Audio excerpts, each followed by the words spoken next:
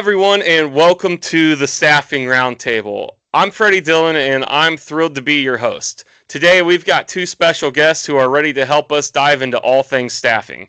And trust me, this conversation is going to be anything but your typical webinar. We're going to mix it up and have some fun along the way, but first up, we've got Christian Coley, the VP of Sales over at SourceFlow, a guy who's been in everything from pro sports to tech, and now is helping staffing firms level up their demand generation with better websites, job boards, and marketing tech. Christian, go ahead and say hey. Hey guys, thanks for having me, and thanks for that awesome intro. Excited to be here. Awesome. And joining us from Tracker, my coworker and team member is Michael Williams. He's the VP of New Business Development here at Tracker. And Michael's worked with over 400 clients in 17 countries. And if you've ever wondered what happens when you mix Ted Lasso's energy with ATS experience, this is your guy. Michael, welcome to the show. Hey, thanks, Freddie. All right, so before we jump in, I want to give these guys a chance to do what they do best, and that's pitch their companies. So, Christian, give us your elevator pitch. What's SourceFlow all about? Yeah, for sure. Again, thanks for having me. I started my career in tech about 7-8 years ago in the staffing space, and most recently in the last year or so, I landed at SourceFlow, expanding the U.S. operation. And what we really are is a demand generation platform that powers websites, career portals, and other marketing tools, really all centered around improving the employer brands and increasing traffic and conversion through websites, right? We're unique in the sense that we actually have our own technology platform that we built for staffing and recruiting. We don't build on third-party platforms like WordPress or Squarespace or Drupal. And I think that's important because staffing and recruiting is kind of a really unique industry. And it's important to kind of have a team that's supporting you that really knows it well. So that's what we do. And we're lucky to have been growing really, really fast and helping companies kind of reach their growth goals. That's awesome, Christian. And Christian gave me and Michael a sneak peek a couple months back, or not really a sneak peek, but a presentation a couple months ago of their differentiators. And, if you're looking for a website or, tips on improving your website, just reach out to Christian, all about demand generation and getting more people over to your website. So, Michael, I want to hear your 60-second pitch on Tracker, maybe a little bit longer than that, but go ahead, tell us what Tracker's all about, and I want to hear it from you. Absolutely. And since we're really talking about staffing world and, going down to Nashville, which is where this, podcast is leading today, I would say that Tracker is really the tool that embodies the rhythm of the industry. A little play on words there for Nashville, but there's a lot of tools out there. If you go to a restaurant, you can order Coke, Pepsi, or a variety of beverages. You're going to jump in your car. You can drive a lot of different brand cars. And the same thing is true in staffing. If you run a staffing company, you're going to use a CRM and an ATS. There's a lot of them out there. And so I think what differentiates Tracker is that we've been around for 18 years. We've built our tech from the ground up as opposed to by just acquiring it and slamming it together. And I think the biggest piece of the puzzle right now that people appreciate so much is that AI and automation were part of Tracker before those things became buzzwords. So we've been using language models at Tracker for the last 6 or 7 years before anybody really knew what AI was, except unless you watched The Matrix or The Terminator.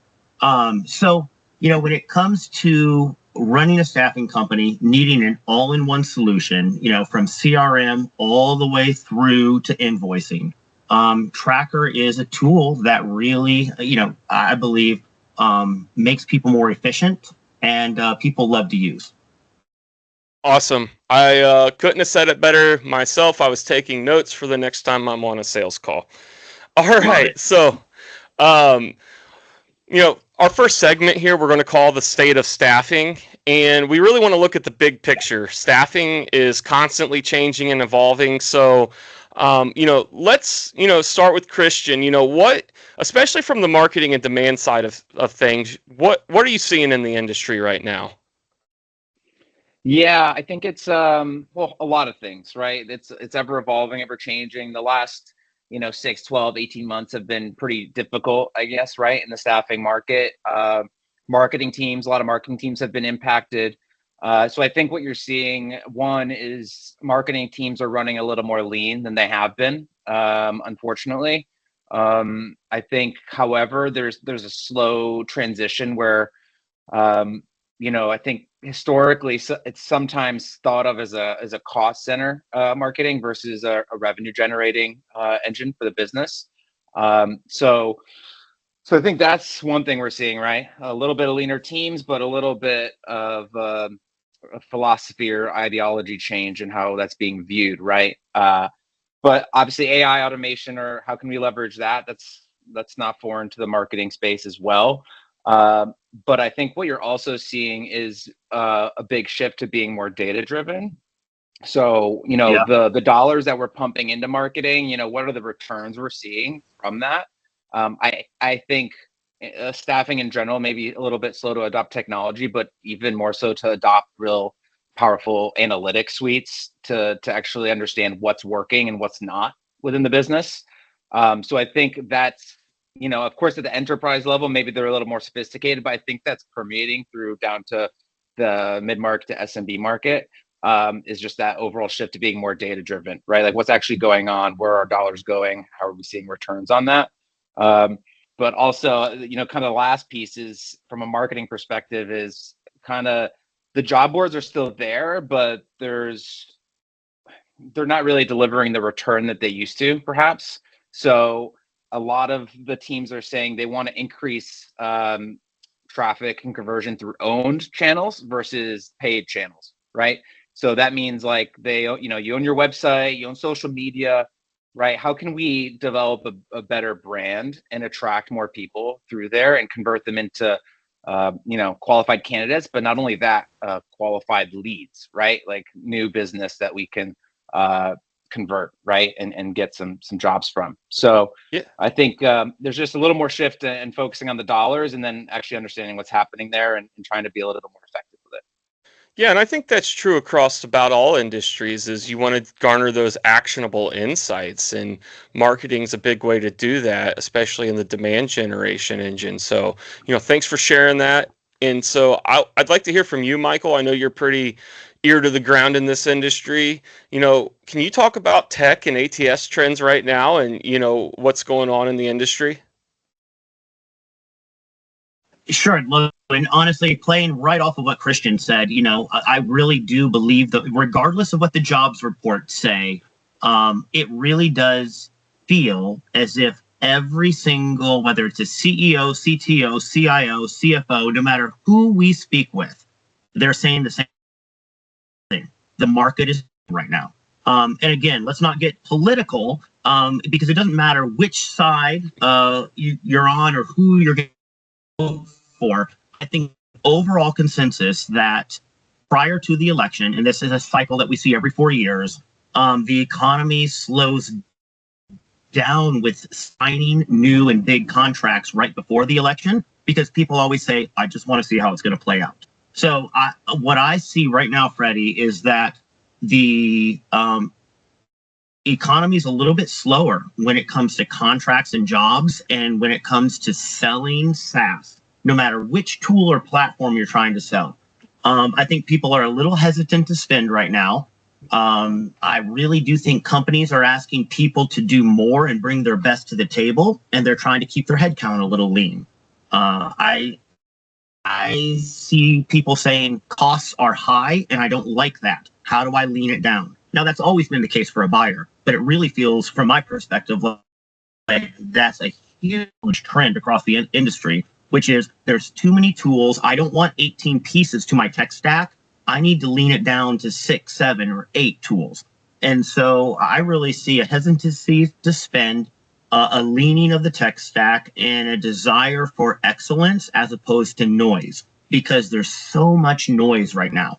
And so for us at Tracker, that plays really well, because what we're able to do is bring an all-inclusive solution to the table, where usually when people will move from other vendors, and I'm not picking on anybody, but It could be Aviante, TempWorks, Greenhouse, Bullhorn, you Job Diva, Job Adder, Job blah blah blah blah. Doesn't matter.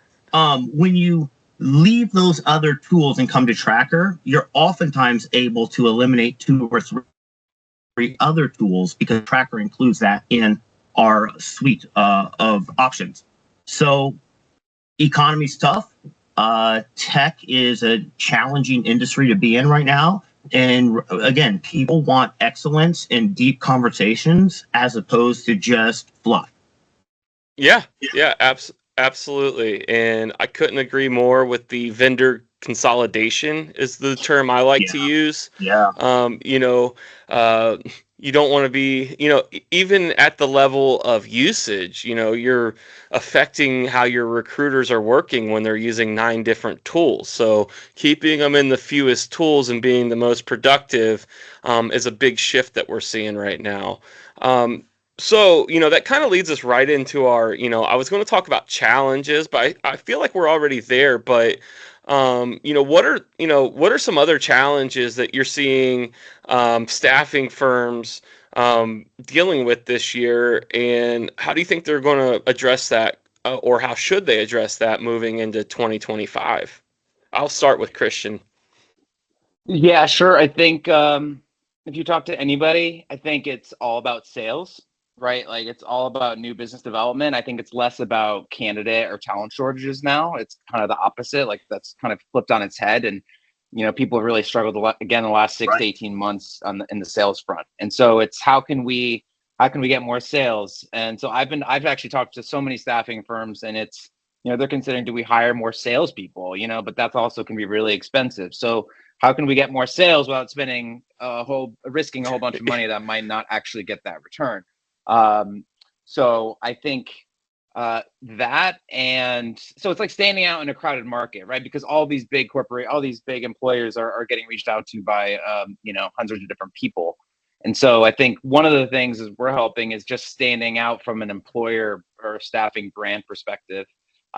It's about how can we generate more leads and have a better, facing brand towards these potential customers, and then capturing that data so that our team can go after those people, right? It's about getting that data to the right people at the right time.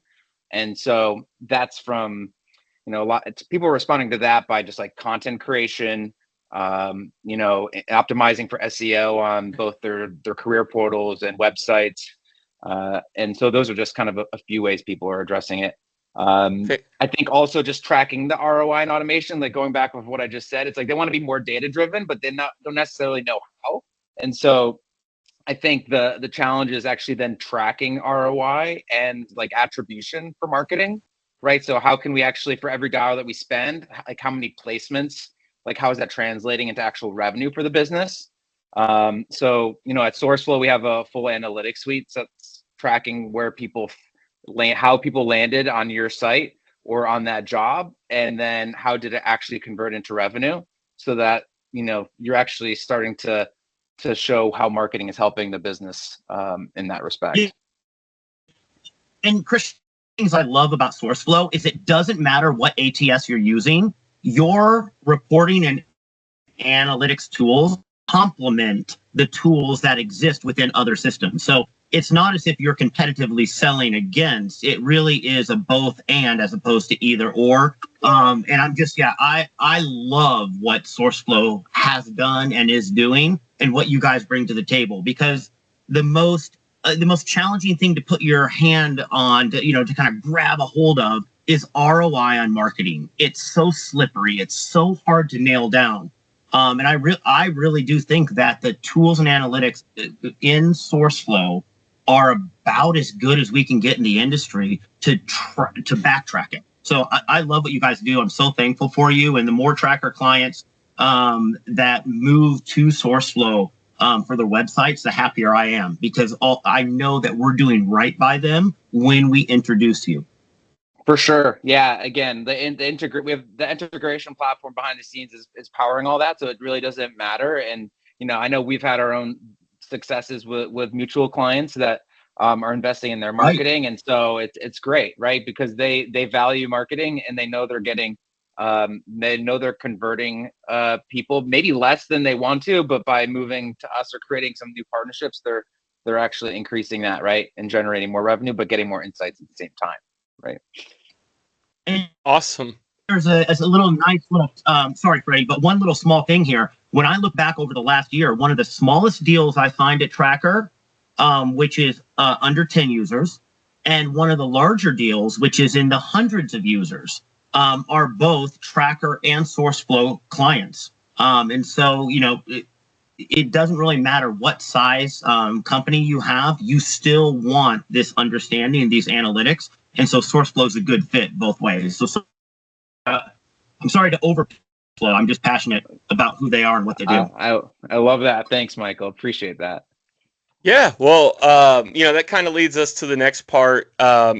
Same question to you, Michael. How are firms addressing these technology issues, or, what challenges are they facing now that can be addressed? Not necessarily with Tracker, could be, but, what are you seeing and what do you think they should be doing?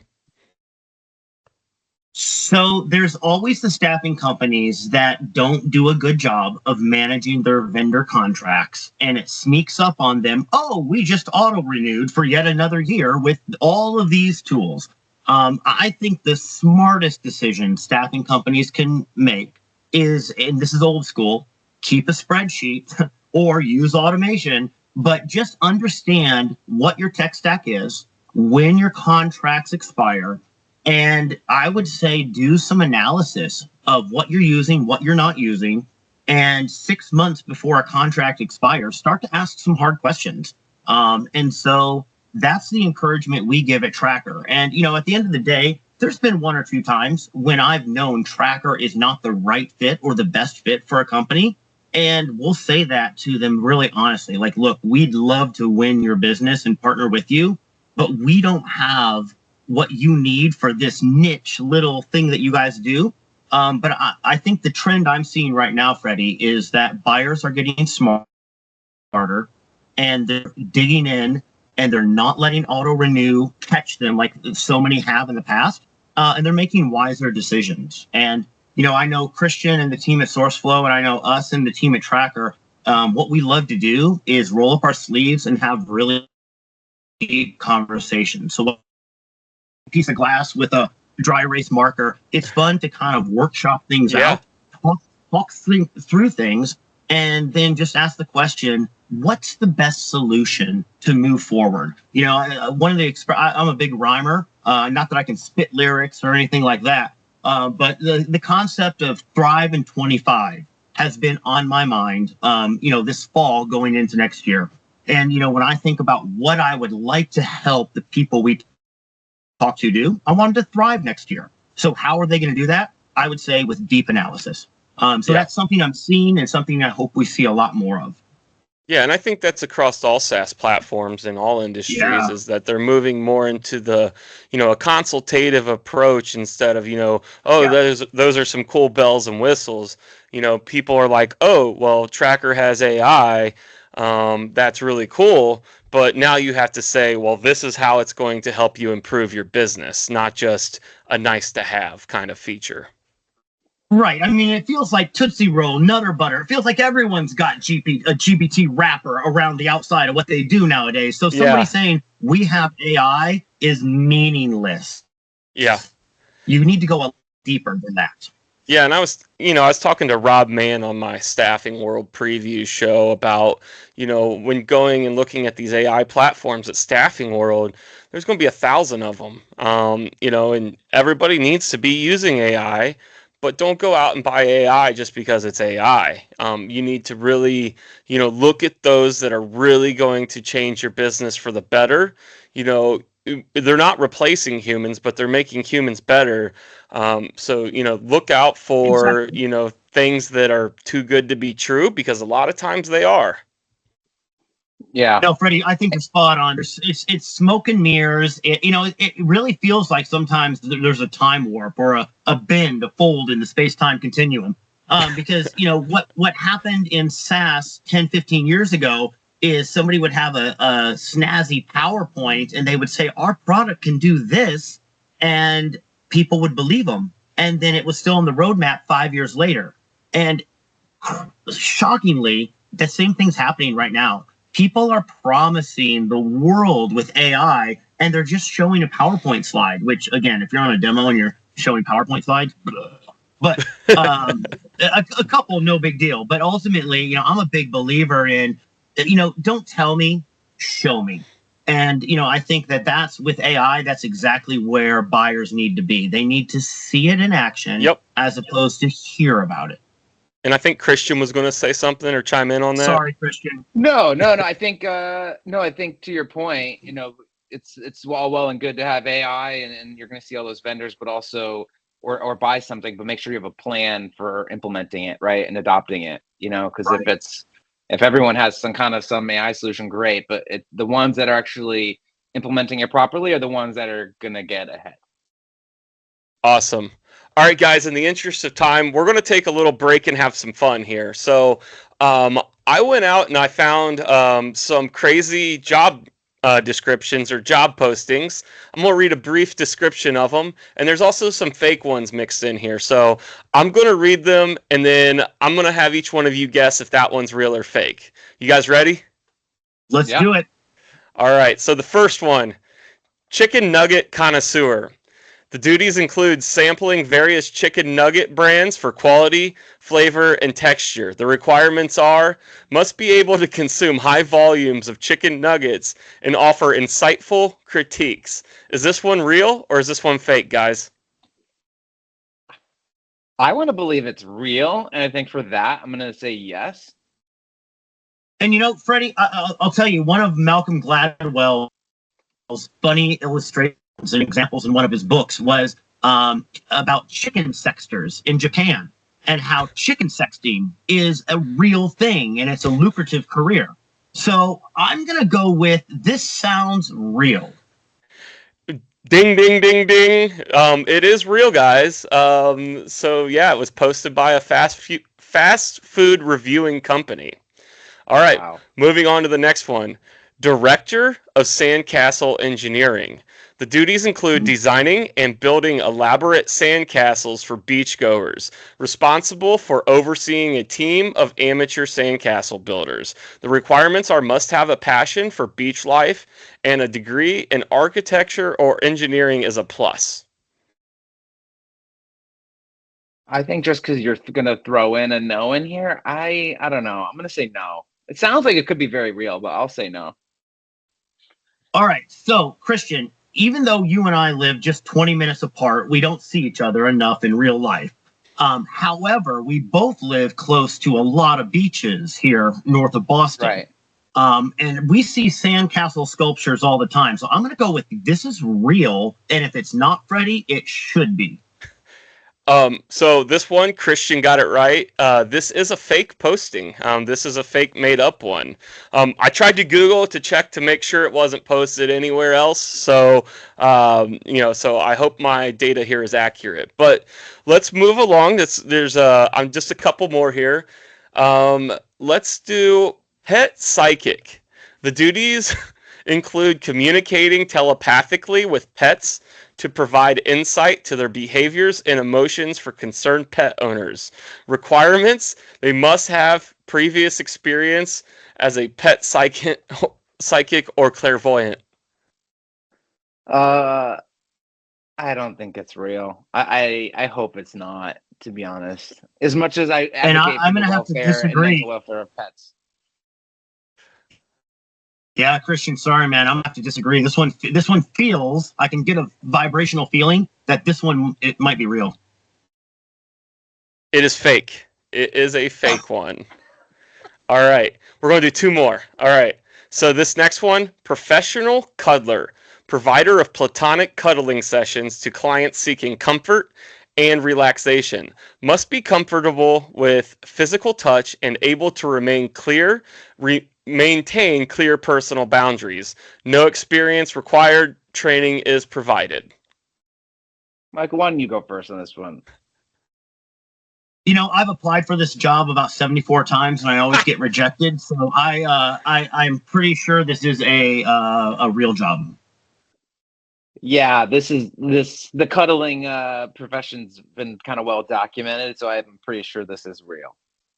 It is real, guys. It is Yeah. real. All right. Yeah. And then the last one, virtual reality vacation tester. The duties include experience virtual reality vacations via VR and provide feedback on the quality of the digital experience.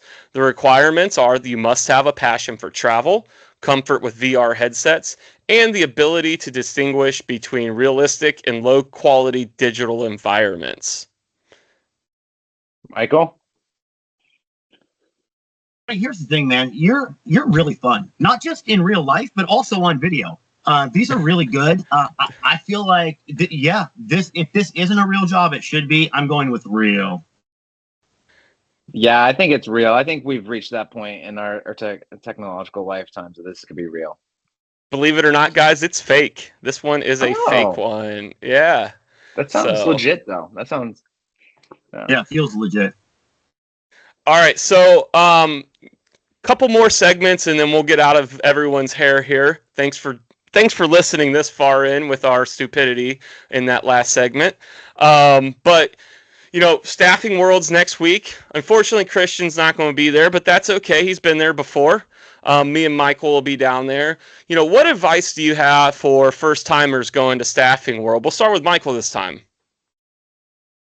So, I would say be present. Everyone knows if you're a first time attendee or if you're really young, don't overdrink. Just keep it holstered. You don't need to be out there slinging 87 beverages. I would say don't be that guy. manage your evenings well. And then I would say wherever you are, just be present. I think one of the biggest mistakes that people can make a event like this is to have their head on a swivel, and they never really get deep into anything because they're always looking at everything. And so, sometimes it's one great conversation is worth the entire trip, or one great session with the speaker, or one conversation with a vendor, one introduction and handshake. So I guess my one piece of advice outside of manage your evenings well would be just be present wherever you are, enjoy the people, enjoy the moment, and then move on. But yeah, I'd love to see more of that authenticity in conversations. Awesome. No, that's a great tip there, Michael. You don't want to be that guy at the conference that, you want to be fun, but you don't want to be the guy that's remembered for, slurring his words trying to make a sales pitch at, some late night cocktail place. All right. Honestly, no sales pitches after 11 p.m. If you're still up after 11, no sales pitches. Come on, save it till the next day. That's great advice too. Christian, what kind of tips do you have for people attending their first Staffing World?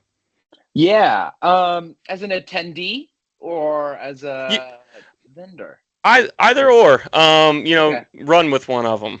Yeah, as an attendee, I mean, maybe plan ahead a little bit, right? I mean, it's going to be a really busy time. So maybe just map out things that you actually want, are kind of like must-haves, or, that could be sessions. It could be tech vendors that you see are there, or people, and just kind of map the must-haves and then the kind of B's and the C's maybe, right? So I would say actually nothing wrong with on your way there, just kind of planning a list or to-do list and trying to just make sure you accomplish the things you want to get accomplished while you're there. That's fantastic. And my biggest piece of advice would probably be to, don't be timid to talk to people. This is a staffing and recruiting industry. We're not here because we're shy. And the worst thing to happen is, somebody can say no, or, they don't really want to talk to you, but there's going to be thousands of people there. So, go try the next person, network more, check out the sessions too. All right. So, we're pressed for time here. So, I want to kind of give you guys each a, we've been talking about, to Michael's point, thrive in 25. So along those lines, I want to hear each of you give a, kind of a 60-second final thought, kind of like what they do at the presidential debate. So we'll start with Christian this time. Oh, wow. Under the gun. I think one thing to consider is we're still kind of like in this lull, but I think that there's starting to be like initial signals and positive signals of getting out of it. Of course, the next couple months will be weird with some of the political things happening in the US. But I think those that, we talked about, being data driven, increasing employer branding, getting creative ways to increase lead generation. I think the people that actually dedicate either time or money or both to those areas are the ones that are going to come out ahead when things start to come back, as they come back. And those that don't and spend time on kind of the fundamentals of where they want to be with either technology or, either just increasing candidate or client flow, are going to be a little bit behind the 8 ball. So again, I would just consider, looking at the data. If you don't have the data, how do we get the data? And then how do we take steps to kind of improve in various areas of the business? Awesome. All right. That's great advice. Michael, you're up. Yeah, I think as companies look at making technology decisions, and one of the reasons you go to staffing, whether it's ASA's events or SIA's events or other, conferences like this, one of the big pieces is you're going to evaluate your current technology and see what else is out there. And I think that one of the most important aspects to technology and staffing and recruitment is not just the tool, but the team you work with. I can say, with SourceFlow, when Christian closes a contract and somebody on board, the team at SourceFlow, they really care. And they work intimately with the, new customer to make sure that things are right. The migration, implementation, and training team at Tracker, same thing. And so there's a lot of great people that you'll meet. I would say go deep, make the connection, and explore not just the technology, but the teams that are going to be working with you. Because, technology is a partnership. And so, you sign a contract, but you're also entering into a relationship. Nobody likes to be ghosted. Nobody in real life. And when it comes to your technology vendor. So I think when you're shopping for technology at a place like Staffing World, take the time to meet the people of the team, because that relationship is going to be a huge part of your business. So that's, as far as a wrap up and a final, piece of advice, I definitely would throw that one out there.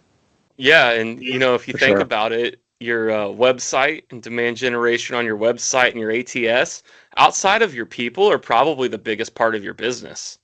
Yeah. So, it's a big decision. Get to know the people who are working there. Guys, I want to thank you so much for joining me, and look forward to doing this again sometime. I hope you guys had fun. I'll be sure to tag Christian and SourceFlow in the comments above or in the post above.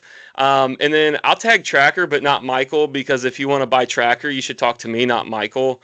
Just kidding. Either one of us is great. And until next time, this has been the Staffing Roundtable. We'll talk to you guys soon. Thanks so much for having us. See ya. See ya. Cool. Recording.